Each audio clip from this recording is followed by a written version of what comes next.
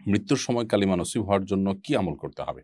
একজন ইমানদারের সবচেয়ে বড় চাওয়া, সবচেয়ে বড় পাওয়ার বিষয় হলো যে তার জীবন যখন তিনি অবসান হবে তখন তার ঈমান সাথে থাকবে, ঈমান সাথে নিয়ে তিনি যেতে পারবেন।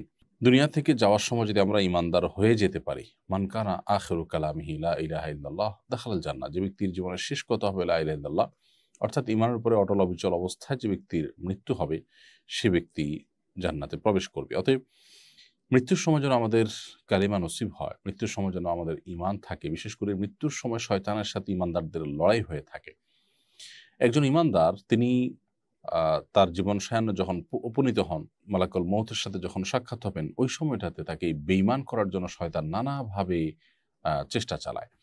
শয়তানের সেই চেষ্টায় অনেকে পরাস্ত হন, আবার অনেকে ঈমানের উপরে অটল থাকেন। এজন্য মৃত্যুর আগ মুহূর্ত পর্যন্ত একেবারে পুরো জীবনেই ঈমানের চর্চা করার পাশাপাশি মৃত্যুর মুহূর্তেও যেন ঈমানের উপর আমরা অটল থাকি, তার জন্য আমাদের বিশেষ যত্নশীল হওয়া প্রয়োজন। সেজন্য ভাই নূর মোহাম্মদ, আপনার প্রশ্নটি খুবই গুরুত্বপূর্ণ। এই প্রশ্ন উত্তরে আমরা বলতে চাই যে আল্লাহ সুবহানাহু ওয়া তাআলা বলেছেন, ইন্নাল্লাযীনা ক্বালু রাব্বুনাল্লাহ সুম্মা ইসতাকামু, যে মানুষগুলো আল্লাহকে রব হিসাবে স্বীকৃতি দিয়েছেন এবং এটার উপরে সরল সঠিক পথে থেকেছেন, ডানে বামে কোনো রিস্কের পথে যান নাই, সবসময় সতর্কতামূলক পন্থা অবলম্বন করে হাইওয়ে দিয়ে চলেছেন, গলিপথ গিরিপথ বিশেষ করে যেগুলো বিভ্রান্তির বেড়াজাল তৈরি করতে পারে সেরকম কোনো পথে যাননি, অর্থাৎ এদের ঈমানকে সেভ করার জন্য নানাভাবে চেষ্টা অব্যাহত রেখেছেন, তাতানাজ্জালু আলাইহিমুল মালাইকা, এই লোকগুলোর মৃত্যুর সময় আল্লাহর ফেরেশতারা এসে তাদেরকে সুসংবাদ দিয়ে জান্নাতে নিয়ে যান।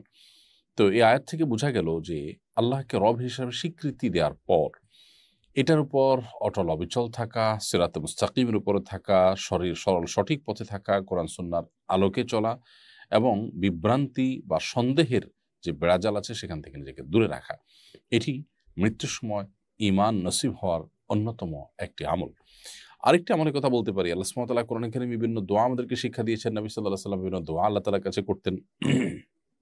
এর মধ্যে থেকে একটি দোয়া হলো কোরআনে কারিমের দোয়া, যে আল্লাহ সুবহানাহু ওয়া তাআলা ইরশাদ করেছেন, রব্বানা লা তুযিগ কুলুবানা বা'দা ইয হাদাইতানা ওয়া হাব লানা মিন লাদুনকা রাহমাহ।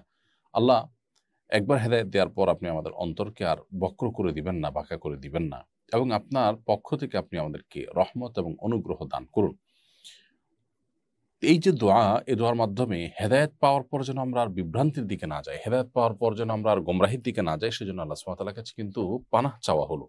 অতএব এই দোয়া আপনি যত বেশি বেশি পড়বেন, আশা করা যায় আল্লাহ রাব্বুল আলামিনের কাছে আপনি ঈমানকে অটল অবিচল রেখে দুনিয়া ত্যাগ করতে পারবেন এবং আল্লাহর সাথে সাক্ষাৎ করতে পারবেন।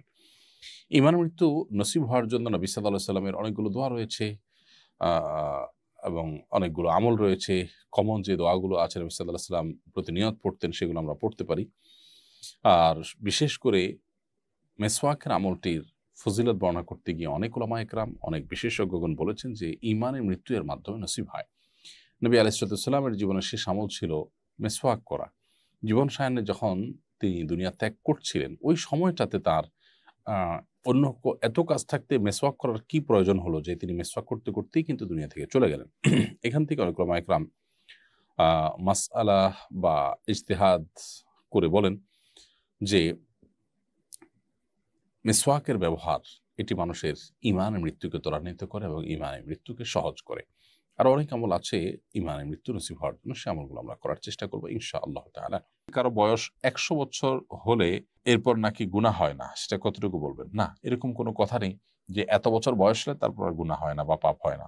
বিষয়টা হলো, কোনো মানুষ যদি একটা উম এমন বয়সে পৌঁছে যান যখন আসলে তার হিতাহিত জ্ঞান থাকে না, সেন্স থাকে না, তার কোনো কিছু নিজের নিয়ন্ত্রণে নাই, তিনি কিছুই জানেন না, এই পর্যায়ে চলে গেলে তখন তার গুনাহ লেখা হয় না। অর্থাৎ যদি তার অজান্তে কোনো গুনাহ হয়ে যায়, দেখা যাচ্ছে যে হাঁটুর উপরে কাপড় উঠে গেল, যেটা সতর উন্মুক্ত হয়ে গেল, অথচ তিনি জানেন না যে হাঁটুর উপরে কাপড় উঠে গেছে, এবং এটা নিয়ন্ত্রণ করার ক্ষমতা তার নাই। এরকম যদি হয় তাহলে সেক্ষেত্রে তার সেই গুনাহ লেখা হবে না। এটা হলো ইস্যু। এখানে বয়সের ব্যাপার না। অনেকে আছে ১০০ বছর পরও মাশাআল্লাহ খুব শক্ত থাকেন, বিশেষ করে জাপানে, কোরিয়াতে, পৃথিবীর অনেক দেশে আছে যে ১০০ বছর বা ১০০ বছরের কাছাকাছি সময় বয়স হওয়ার পরও মানুষ যথেষ্ট স্ট্রং থাকেন শারীরিকভাবে। তো এরকম ব্যক্তিরও কোনো গুনাহ লেখা হবে না, ব্যাপারটা সেরকম না। এটা হলো কেউ নিরুপায় হয়ে গেছেন, কেউ অনন্যোপায় হয়ে গেছেন, তখন ওই ব্যক্তির ওই অনন্যোপায় অবস্থায় যদি গুনাহগুলো হবে সেগুলোর জন্য আল্লাহ সুবহানাহু ওয়া তাআলা তাকে দায়ী করবেন না।